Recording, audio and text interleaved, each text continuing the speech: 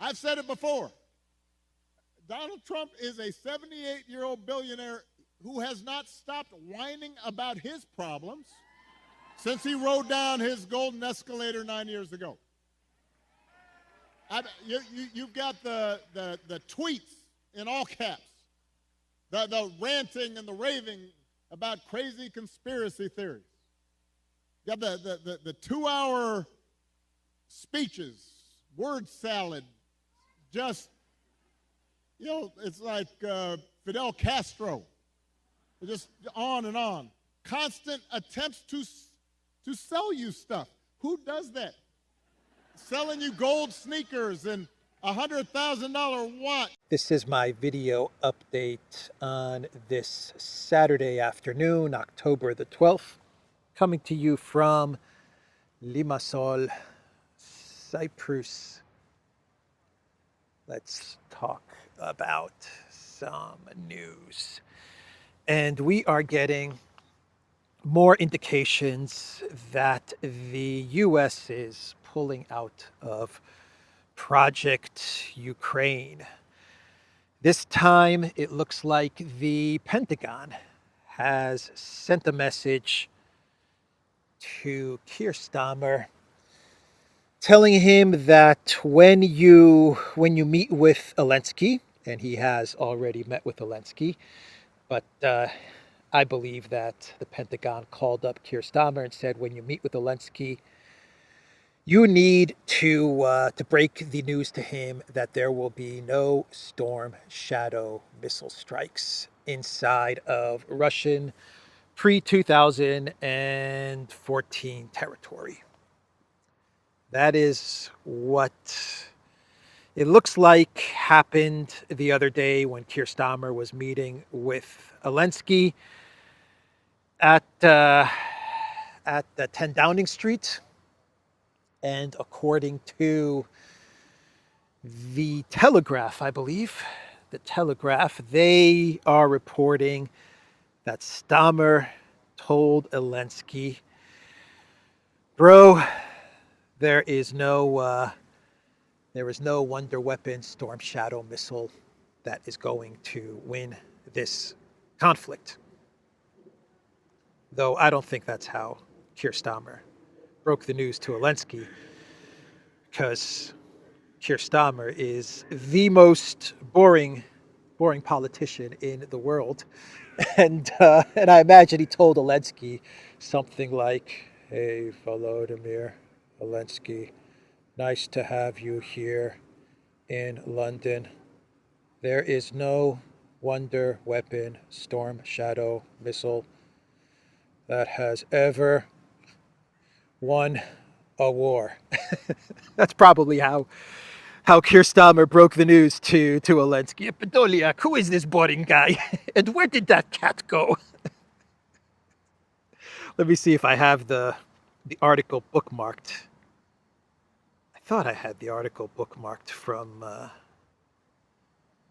Telegraph. One second. Here we go. The title is Starmer tells Elensky, Storm Shadow will not win you the war. No war has ever been won with one weapon alone, and in particular with regard to Storm Shadow. The UK government's position on the use of long-range missiles has not changed, Downing Street said, according to the Daily Telegraph. I don't know, is the Daily Telegraph different than the Telegraph? I'm not sure. But my thinking, this is just my thinking, but I imagine it's accurate. I think it's accurate. But I imagine the Pentagon, which has never been hot on the idea of long-range missile strikes into pre-2014 Russian territory, I imagine that they called up Starmer, they called up the UK military, and said, you guys need to stop talking up Storm Shadow strikes into Russia. It's not going to happen. We're not going to allow it to happen without us, without our tech and our surveillance and our targeting. You guys can't make it happen. So when Elensky is in town, Keir Starmer needs to break the news to him. So that's what the Daily Telegraph is reporting. And Mike Johnson, the Speaker of the House, he said that he's not so hot on sending any more money to Elensky now. Mike Johnson, he was an Elensky fan, big time Elensky fan, and now it looks like he's not so much of a fan of the man in the green T-shirt. Here is what Johnson said, and I've got a reply to what Johnson said from Dmitry Medvedev. Let me find Johnson's post. Let's see here. Where is it? Come on. I had everything bookmarked, and now it looks like everything is not bookmarked. Give me 1 second, guys. I will find it. Here we go. Here we go. So Johnson said, and I quote, "I don't have an appetite for further Ukraine funding, and I hope it's not necessary," the Louisiana Republican told Punchbowl News. "If President Trump wins, I believe that he actually can bring that conflict to a close. I really do.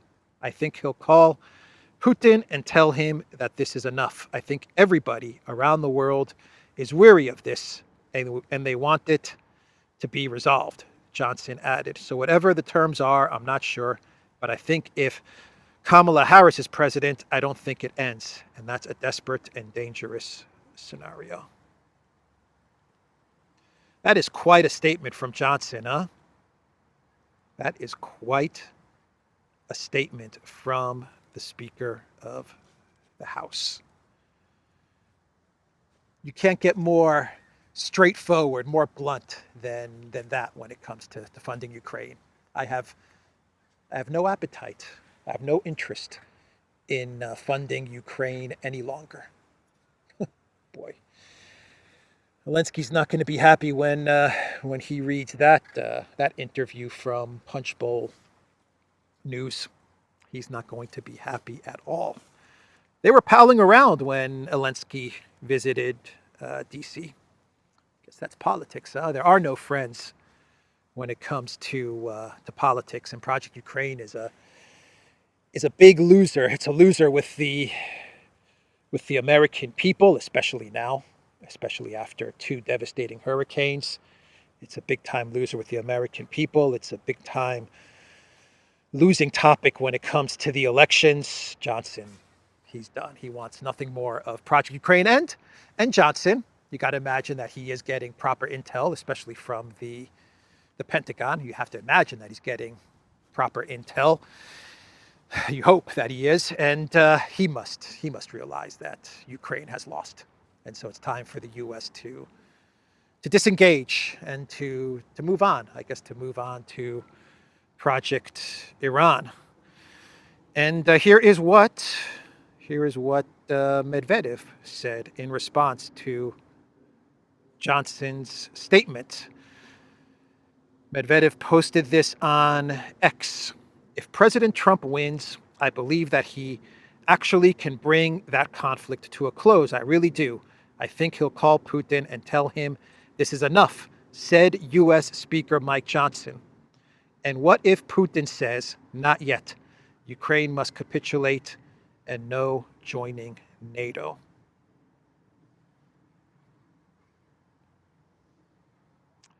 That's an interesting post from Medvedev, and I was thinking the same thing.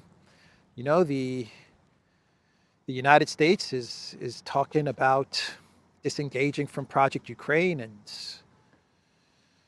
and Trump is talking about resolving Project Ukraine in a day or whatever, and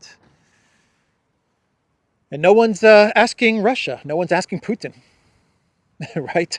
They're all talking about winding down Ukraine, but Russia's winning, and Russia's winning big. And no one is contacting Putin or calling Putin and saying, look, what do you think, President Putin? What do you say we figure out a formula to wind this conflict down, and we take your interests as the Russian Federation into consideration? That would be the right phone call to make to Putin. And Lavrov, in a bunch of interviews that he's given over the past couple of weeks, he's laid it all out, what Russia is looking for when it comes to negotiations. He's laid it all out. So there's no guesswork involved. Just read what Lavrov said over the past couple of weeks. I've talked about it on my channel. Alexander has talked about it. The Duran has talked about it. It's all right there in many interviews that Lavrov has given. You know what Russia is looking for and Russia's overall interests in winding down the conflict in Ukraine. And that's the right phone call that would need to be made to Putin. Let's talk, and we're ready to listen to you. We're ready to listen to you as the president of Russia. How can we bring this conflict to an end? And that has to take place between the United States and Russia. It's not going to happen between Russia and Ukraine. It can't happen between Russia and Ukraine, not because of Russia, but because Ukraine, Elensky, he has made it impossible to negotiate with Russia. I believe it's a law. It's in the Constitution or something like that. It was a law passed by Parliament. Elensky, Ukraine, cannot talk to Russia while Putin is president. So that was Medvedev and his reply to Speaker Johnson. And more bad news for Elensky. More bad news, this time coming from Slovakia, though not surprising. Still bad news. Slovakia, the foreign minister, said that Slovakia is done with support for Project Ukraine, at least weapons. He said that Slovakia is not going to send more weapons to Project Ukraine. Actually, the foreign minister, he said that Slovakia doesn't have any more weapons to send to Project Ukraine. They're tapped out. They're done. They have nothing more left to send. But he did say, Slovakia said that they will continue to maintain, along with Germany, a base which is used by, I read by the German Collective West military, but by Ukraine, by NATO. And this is a base which is used to fix and maintain the equipment that NATO has provided to Ukraine, which has been damaged in this conflict. So Slovakia will continue to maintain. Actually, they said they're going to even enlarge this base. I guess they have a lot more damaged equipment that they need to take care of, and they're going to enlarge this base. They're going to still remain part of this cooperation with Germany to maintain weapons. And they also said that they're going to continue to provide demining equipment to Ukraine and humanitarian aid. But as far as weapons to the Elensky regime, Slovakia is out.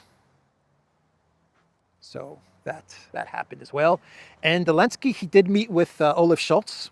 I believe this was his last meeting on his European victory plan tour, right? The victory plan tour, which turned out to be a victory failure tour.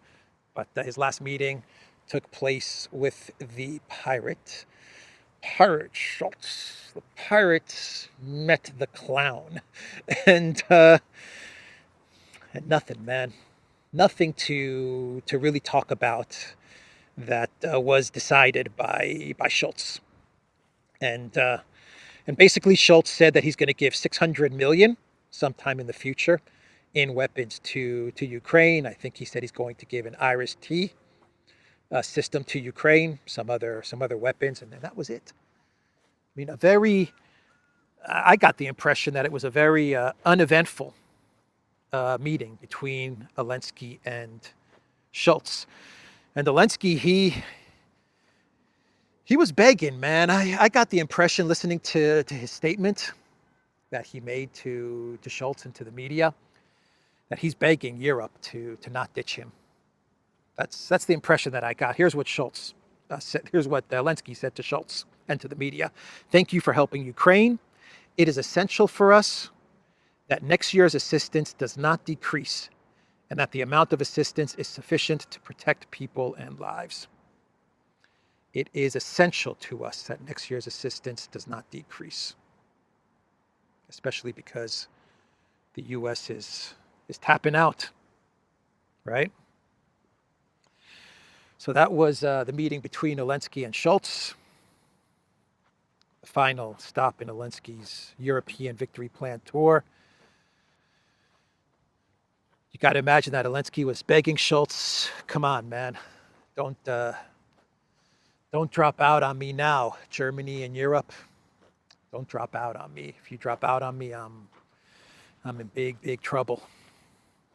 But that's where things are heading, man. Without the United States, the EU, Europe, they can't do anything. They cannot do anything. They can send an IRIS-T system. They can send an IRIS-T system here. They can send HIMAR there. They can send some artillery shells, whatever they've got. But without the U.S., it's game over. It is absolutely game over. So I think that is everything connected to Project Ukraine. Well, we do have some EU officials in panic, military officials who are in a panic, given everything that they are seeing go down over the past week or two. Really kicked off by Biden canceling his trip to Germany for the NATO meeting with the Elensky administration. This has kicked off a whole lot of panic in Europe, and we had a Baltic defense conference that took place in Lithuania the other day, and I believe this statement was made by the former chief of staff of the military. I believe this is who made this statement at this conference, which was a threat.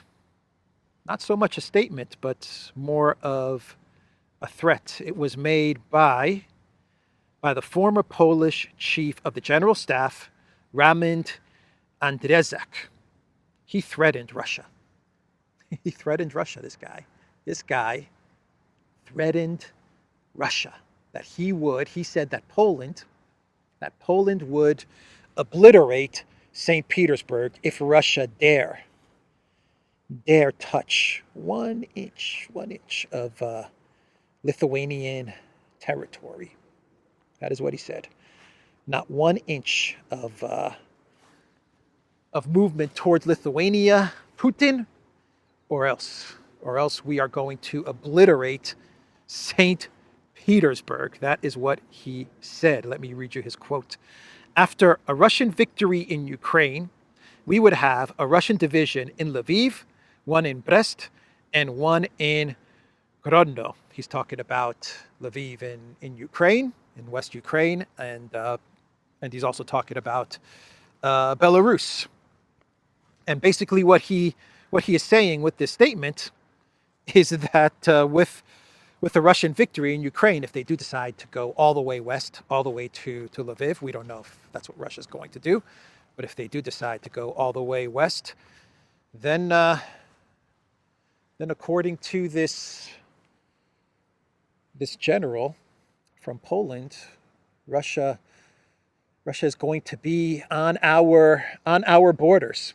Russia is expanding towards NATO.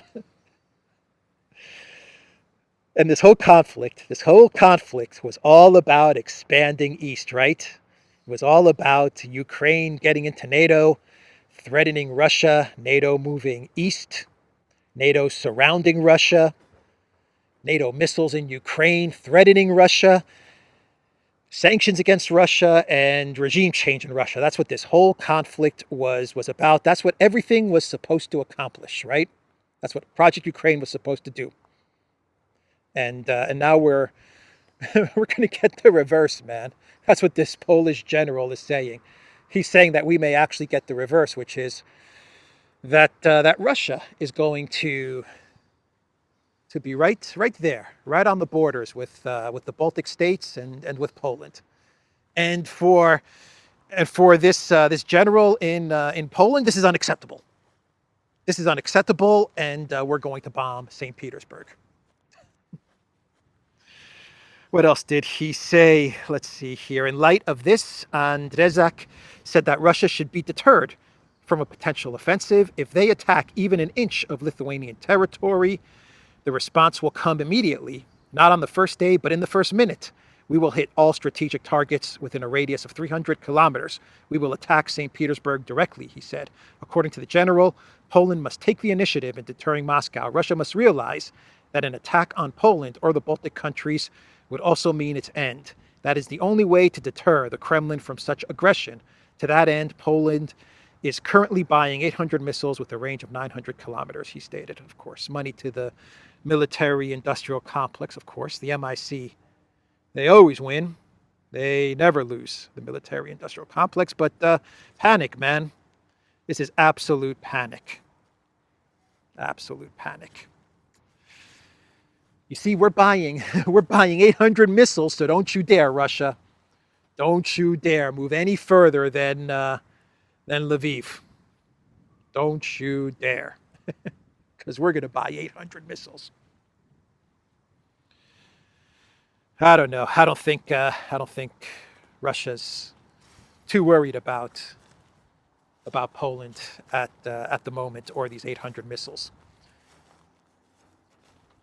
I wonder if someone has told the general how many missiles and nuclear weapons and Iskanders and stuff like that Russia has to go up against Poland's 800 missiles aimed at St. Petersburg, which he's ready to fire not in a day, but in minutes. In minutes, he's ready to fire those missiles, and that's going to act as a deterrent.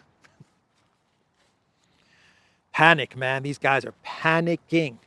Absolutely panicking. They did it to themselves, man. Poland, the Baltics. They're bringing all of this panic. They brought all this panic onto themselves by poking the bear, by continuing to provoke Russia. And now they're going to have Russia, the Russian military, right there. Right there on the border. That's going to change a lot. That is going to change Europe in a big way. Eastern Europe is going to change it in a big way. The Baltic states, man, they're in trouble. They are going to have a lot of pressure going forward with the Russian military right on the borders. And very angry. And very angry. Very upset with the Baltics. And the US disengaging. Whew. Not good if you're Lithuania, Latvia, or Estonia. Not good at all. Maybe you guys should call up Putin and apologize. I don't know. Just a thought. Just a thought. Kaya Kalis. So the Kiev Post, they're blaming this all on North Korea. It's North Korea. They're the masterminds behind all of this. That's right, Russia's victory. It's all North Korea. While Ukraine's allies maintain the catastrophic policy of forbidding Ukraine from striking Russia's airfields and launchers with Western weapons, Russia escalates with a coalition of all enemies of the free world. There are already several thousand North Korean soldiers in Ukraine, according to the Institute for War Research. That's right. The real power, the real superpower, military superpower behind Russia, behind Putin, the guy that's really pulling the strings. It's North Korea, man. It is North Korea. There are thousands of North Korean soldiers in Ukraine. And there are no There are no collective West mercenaries or soldiers in Ukraine right now. Zero, zilch, nada. Nada. But there are thousands of North Korean soldiers in Ukraine. Those North Koreans, damn it, those North Koreans, they defeated the collective West. The North Koreans defeated NATO. North Koreans or the Chinese, it's not Russia that won. It's not Russia. They will never be able to say it's Russia. They will never be able to admit it. They'll come up with 1,000 excuses before they admit that they just got beaten by Russia and the Putin. Yeah. So now I think that is everything connected to Project Ukraine. And in the US, we have a different kind of panic that is taking place. And this panic is coming from the Democratic Party. It's coming from the Harris campaign.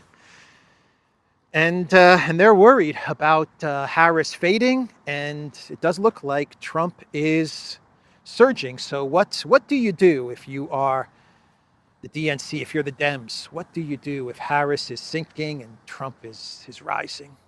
You're going to have to bring out the big guns, the big guns. Barack Obama, enter Barack Obama. That's right. They are bringing out the big guns. So Obama, he spoke in Pennsylvania, campaigning now for Kamala Harris, and he laid into Trump, as expected. He laid into Trump, and he talked up Harris. He talked up Harris. He said that Harris is prepared to be president. She is absolutely prepared to be president. Let me see if I have a quote from Obama. Kamala is as prepared for the job as any nominee for president has ever been. Wow. Wow. Do you think that Obama actually believes this? No. He doesn't believe this. There is no way that Obama believes this. No freaking way. Yeah, there's never been a candidate ever in the history of the United States of America that has been more prepared to be president than Kamala Harris. Oh, boy. But they're in a panic. They are in a panic, and that's why they've got Obama campaigning for Harris. He doesn't look too happy campaigning for Harris, to be quite honest. He did not look happy campaigning for her. He made some statements after his speech or before his speech. He was talking to the media, and you could tell that Obama was just, oh my God, why did I support Harris taking over for Joe? Why did I support her? What a mistake. What a mistake that was. You could tell that Obama, he doesn't have much faith in Kamala Harris. Anyway, that is the panic that is happening in the U.S. with the elections. We're what, 3 weeks away? 4 weeks away? Wow, the elections are right around the corner. And Trump, he is asking for more protection. He is asking for military aircraft and vehicles during the final weeks of his campaign. Get this, amid Iran threat. This is according to the Washington Post. That's the article, that's the title that the Washington Post is running with. Trump wants military aircraft and vehicles to protect him from Iran. From Iran. Not the other guys, the other guys that the other types of guys that have tried to take him out in 2 failed assassination attempts. He doesn't need protection from them. He needs protection from Iran. The Washington Post, though, it does say this in their article, and I quote, "There is no evidence tying Iran to either of the recent assassination attempts, but the FBI has not ruled out the possibility either. Well, of course, the FBI has not ruled out the possibility because this Iran taken out Trump narrative is all about escalating to war with Iran, right? You got to build up the hatred, the panic towards the fear towards Iran, and saying that Iran is going to take out Trump, and Trump is worried, and he needs military aircraft. It feeds into the escalation of a war with Iran, the trajectory towards a war with Iran, which we are heading towards, which the U.S. is moving towards. So an interesting article from the Washington Post, and also an admission that there is zero evidence that Iran was involved in any of the attempts on Trump. But it's still all about Iran. Trump needs protection from Iran. All right, let's, should we do a clown world? Let's do one more story. How am I doing on time? Yeah, I've got some time. Let's do one more story. And Macron in Cyprus, in Paphos actually, which is about 45 minutes down that way. He was attending the Med-9 summit, which is the countries of the Mediterranean. They have a summit. I don't know if it's every year or every couple of years, and this time it's being hosted in Paphos by Cyprus, and Macron was in attendance. Meloni was here, and Ursula van der Piraat, she was here. That's right, Ursula was in Cyprus. I was going to call her up and see if she wanted to grab some dinner, but I couldn't connect. I couldn't get in touch with her. I also called up Macron and said, "Hey, let's go out for a bite. What do you say, little Napoleon? We can talk about Project Ukraine, huh?" And Macron, he was like, "Nah, I don't want to hang out with you." Anyway, they were in Paphos at this event, the Med-9, and Macron, he once again called for a weapons embargo on Israel. Not a complete weapons embargo, but a weapons embargo at least that is connected to Lebanon and Gaza. No more weapons to be used in the wars in Gaza and in Lebanon. That is what Macron said in his statement while in Cyprus attending the Med-9 event.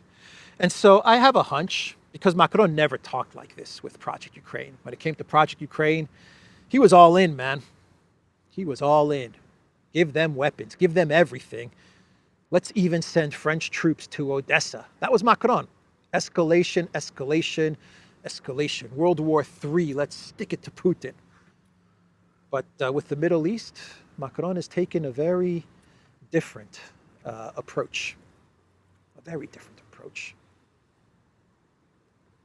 A de-escalation approach. And I have a hunch. Here's my thinking on this. I have a hunch that Macron is trying to inject himself into the conflict in the Middle East. He's trying to inject himself, France, taking a de-escalation position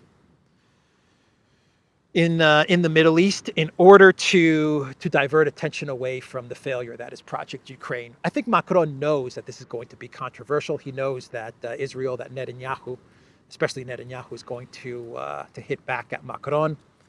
And I think he wants the controversy. He wants the talk about France going against Israel and even going against the United States in a way. He wants that discussion because for him, it takes away from the failure that is Project Ukraine. I think that's why he's coming out with these comments. That's my take on these statements. It's not the first time that Macron has blasted Israel and Netanyahu and has called for a weapons embargo into Israel in order to de-escalate the conflict. He wants to distract away from his failure, that is Project Ukraine. So let's do some clown worlds and let's wrap up this video. So Kamala Harris, she was on the Colbert show, the late night show with Stephen Colbert. Is it Stephen Colbert? I think it is. He was at one time, wasn't Stephen Colbert? He was on the Daily Show, on Comedy Central with Jon Stewart, and that's when Stephen Colbert was funny. Not sure what happened to him after his time on the Daily Show, but he had Harris on his late night show in the U.S. and he threw out some names to Kamala Harris. He said Putin. I believe he said Xi Jinping. I believe he said Kim Jong-un, North Korea, and then he also threw Orban in there. So he threw out these 4 or 5 names, and he was waiting for Kamala Harris's response to listening to these names. And what did Harris say? Now keep in mind, Orban is in this list as well. She said that these guys, these leaders, are dictators. I actually think she said murderous dictators, but don't quote me on that. She definitely said that they're all dictators. Hungary, a member of NATO, a member of the EU, an ally of the United States. And she called their elected president, 5 times elected, she called him a dictator. You expect her to say that about Putin and Xi Jinping, okay, whatever. But Orban, really, Kamala? Not a good look. And the foreign minister of Hungary, Peter Szijjártó, the always smart, the very smart, very clever Peter Szijjártó, he issued a statement upon hearing of Harris's statement about Orban on Colbert. And he said that this is a disgrace, man. He said, man, this is just a disgrace. He said, when you insult Orban, you're insulting Hungarians. I'm summarizing, paraphrasing what he said, but that's basically what he said. When you insult Orban, you're insulting all of Hungary. And he basically said that this is disgraceful for these kinds of comments coming from a U.S. presidential candidate and the current vice president of the United States. So that was what Szijjártó said in response to Harris. And finally, we have, I'm not sure if this is a clown world, maybe it is. We have thank you USA for blowing up Nord Stream. Sikorski, the foreign minister of Poland, he was bragging about how Poland is paying for all of Starlink that is being used in the conflict in Ukraine. That's what Sikorski said in a statement. Poland is paying for all of Starlink, he said. So get off our back. Basically, that was his message. Get off our back with regards to Project Ukraine. If you think we're not doing enough, we're paying for all of Starlink, so we're good. We are good. That's the purpose of his statement. The purpose of his statement is not a good sign for Elensky. Poland is also trying to disengage from Project Ukraine. Even neocon Sikorski sees the writing on the wall. And he's basically saying with this statement, we've done everything for Ukraine. We have done everything for Ukraine. We are even paying for their Starlink because Elon Musk refuses to pay for Starlink use in Ukraine by the Ukraine military and by the NATO collective West military. At least that's the narrative that we're being told. And he claims that Poland is picking up the tab on Starlink. So you can't blame Poland for the debacle that is Project Ukraine. You can't blame Poland, according to Sikorski. We paid for Starlink. Not our fault that Russia is winning and will win. Anyway, that is the video, everybody. TheDuran.locals.com. We are on ODYSEE, Rumble, BitChute, Telegram, X, We are also on X, and go to the Duran shop. Pick up some merch. Like the t-shirt that I'm wearing today in this video with our logo embroidered right here. And you will find the link to our Duran shop in the description box down below. Take care. So when we think about what's at stake in this election, whoa, it's packed with some stuff. It's packed with some fun